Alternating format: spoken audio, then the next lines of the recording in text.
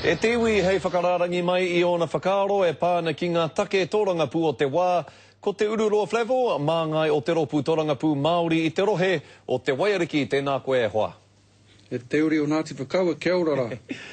O whakaaro ki ngā kaupapa hou a te kāwanatanga hei āwhina I ngā pārurenga.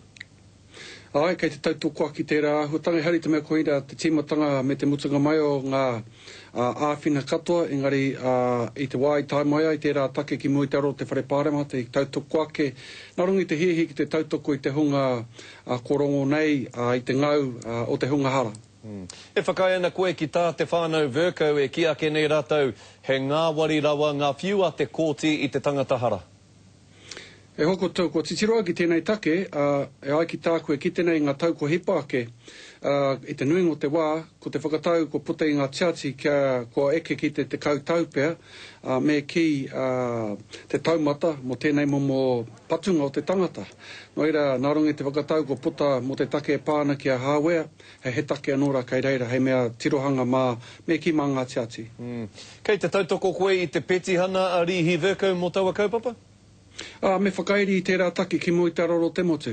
Engari ka waiho ake mā te whānau tēnā take e kōkiri, te tūmana koe ka whakatakoto hea ki Muitaro te whare pāremata, hei mea tirohanga mā te whare pāremata, te wā ka taimai ai ki konei.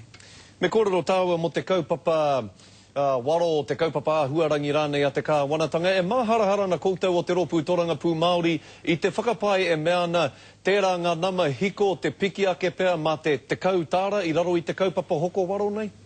Well, koina e hara tērā I te kōrero I whakatau he e mātou me māua ko te nāhinara, ko tēnei kōrero mo te kautāra ko puta mai te Ropu Act, nā hei whakamataku pēr I te motu.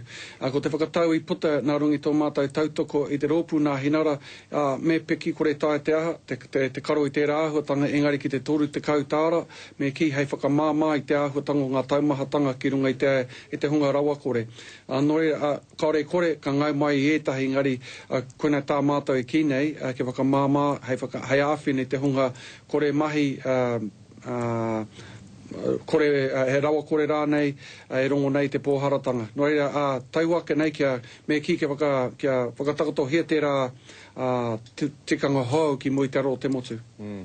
Kaupapa whakamutunga hei kōrero mā tāua te Ururoa te momi tūpeka I roto I ngā whare here. Me whakakore?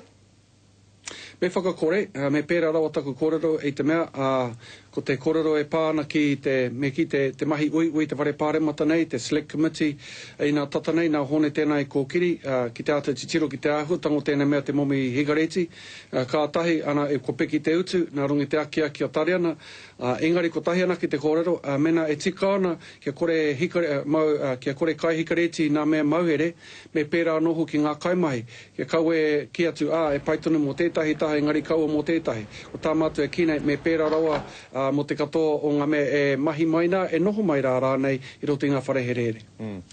Kia ora rā e te waiwai toti o Matarua, ngā mihi nui ki a koe moe nā kōrero. Kia ora, Scotty. Te Ururoa Flevo le te iwi o te ropu tōrangapū Māori.